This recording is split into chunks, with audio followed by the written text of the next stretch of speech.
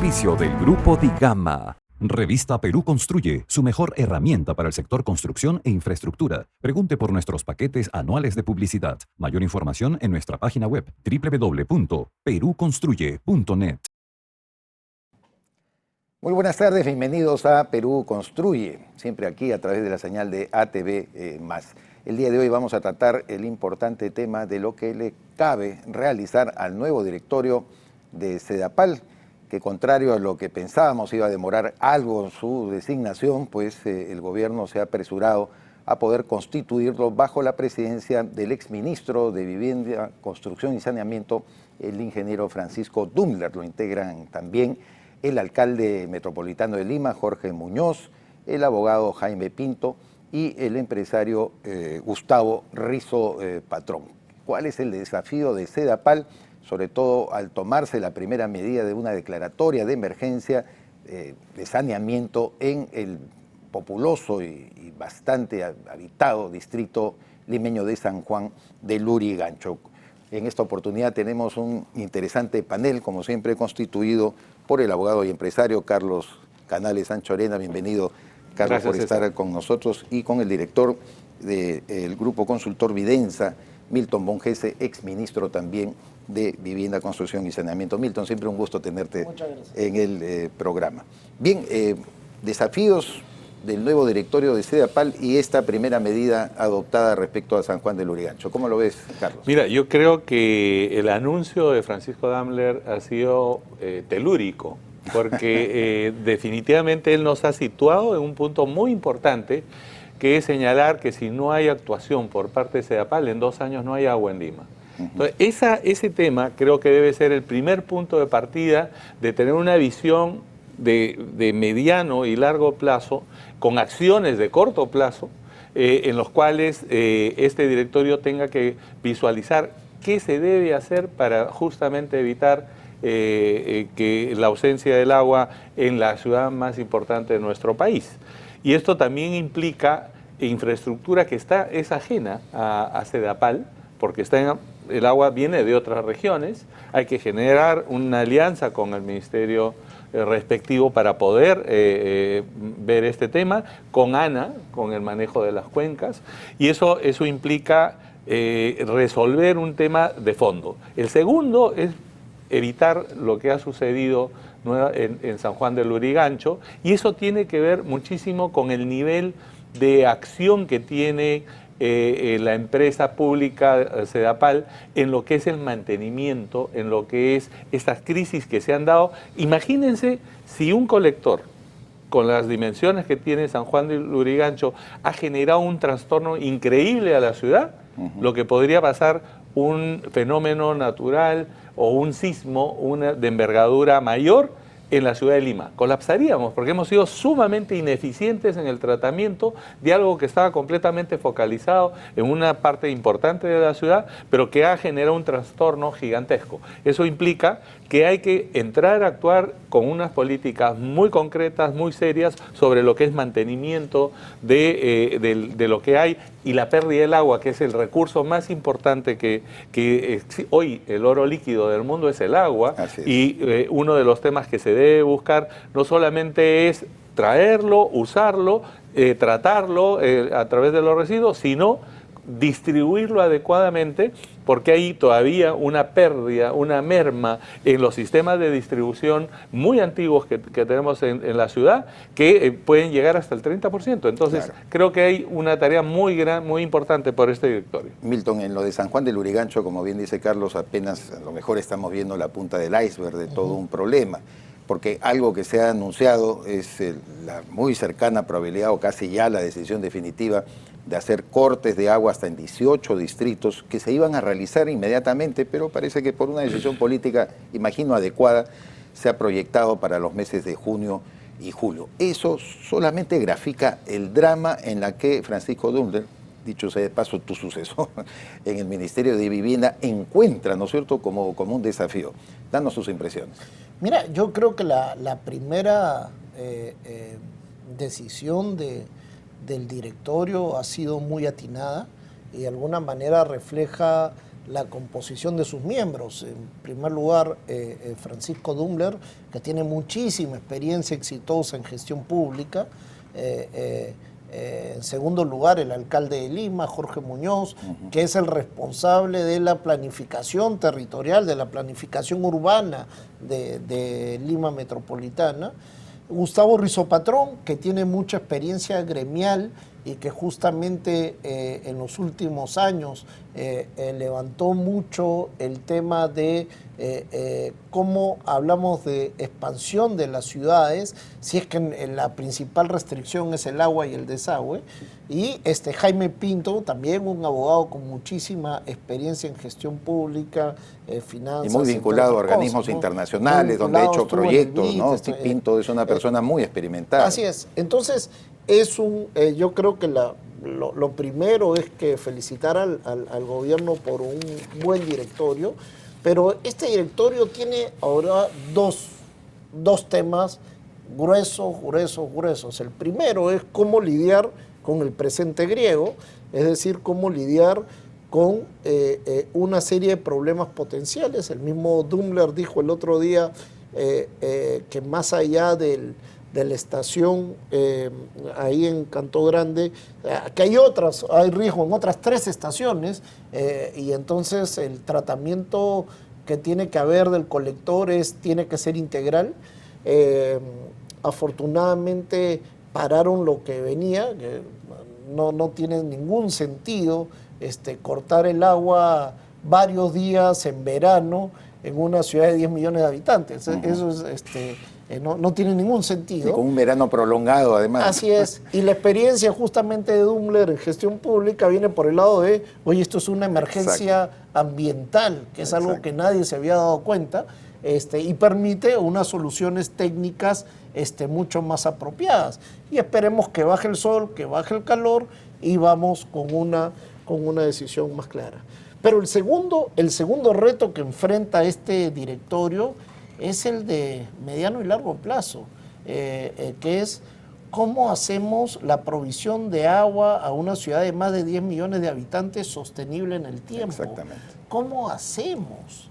Y ahí lo que se me ocurre recomendar es lo que pasa en el sector energía, ¿no? En el sector energía, la energía que usamos los peruanos no viene de una sola fuente. Así es. Nosotros tenemos un porcentaje más grande que viene de quemar gas, luego tenemos generación hidroeléctrica, luego tenemos algunas centrales térmicas para redundancias, que son térmicas, que se van prendiendo dependiendo de los picos.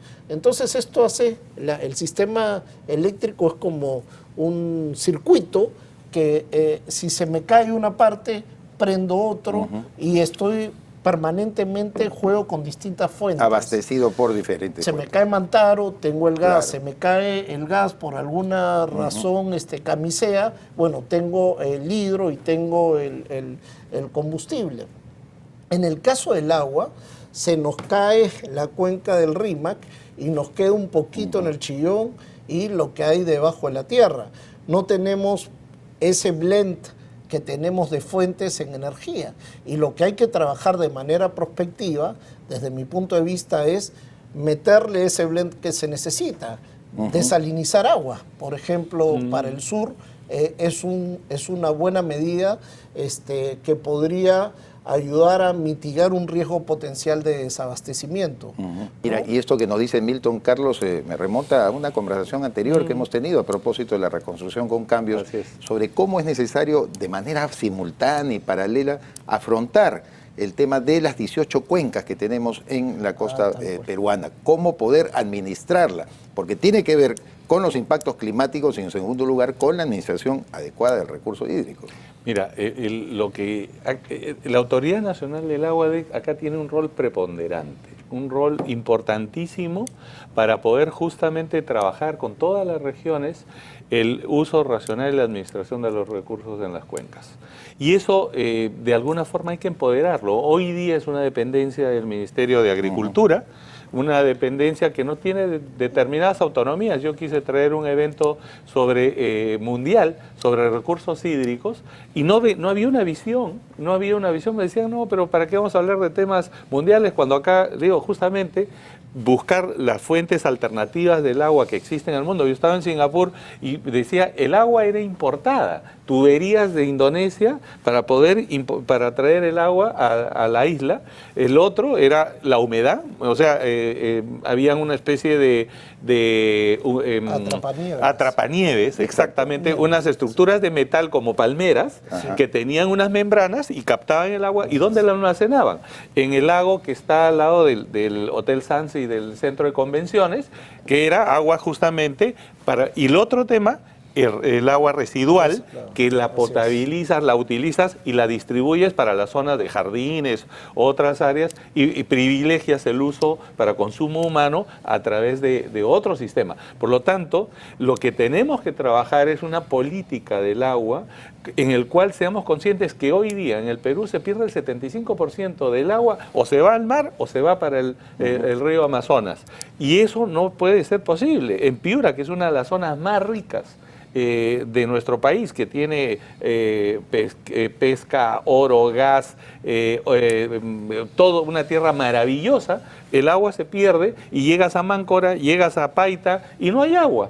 Cuando antes con los americanos que manejaban la Occidental, tenían unos sistemas de canalización del agua. Incluso el Chira podría ser navegable. Sin embargo, no tenemos políticas que tengan que ordenar legalmente el agua y buscar el beneficio. El río Pampas, ¿cuántas comunidades se pelean y no le quieren dar a Ica? No, dicen el de Apurímac que se siente el dueño, el de Huancavelica también, el de Ayacucho interviene.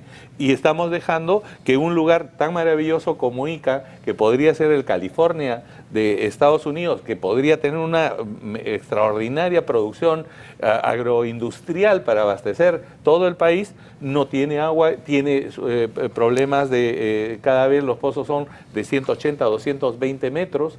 Entonces, tiene que haber una orden legal y hay que acá traer los ejemplos a nivel internacional y poder legislar en forma adecuada, respetando, porque el tesoro, que al fin y al cabo va a ser el gran conflicto mundial en los próximos 50 años, va a ser justamente la ausencia de agua en los países. Para terminar y volviendo al eje de nuestra conversación, que es EDAPAL, los tres primeros desafíos, Carlos, que de alguna manera ya los hemos mencionado. Tienen que aplicar el fast track rápidamente para solucionar el tema de los colectores. Son 4, Santa Rosa, creo que Caja de Agua y algo más. Pero tienen que hacerlo con un fast track, con la Contraloría de la mano para poder hacer un control concurrente inmediato y comenzar a trabajar. No podemos tener paralizado sin agua a la población, por más que se haya dilatado un poco la decisión. El segundo tema es definitivamente trabajar en garantizar en el corto y mediano plazo el abastecimiento del agua para la ciudad de Lima y buscando alternativas, como bien ha señalado Milton. Hoy día soy un convencido de las plantas desaladoras.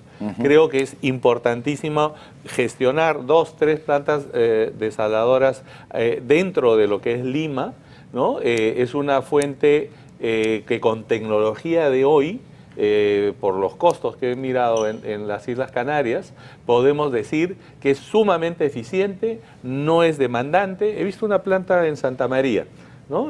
Que se está haciendo, pero sí, lo que yo tenía como parangones es una inversión bastante alta para la cantidad de metros cúbicos que va a proveer. No llega a uno. Imagínate. Sí. Entonces, la planta que yo he estado era de 14.000 metros cúbicos y la inversión de $25 millones.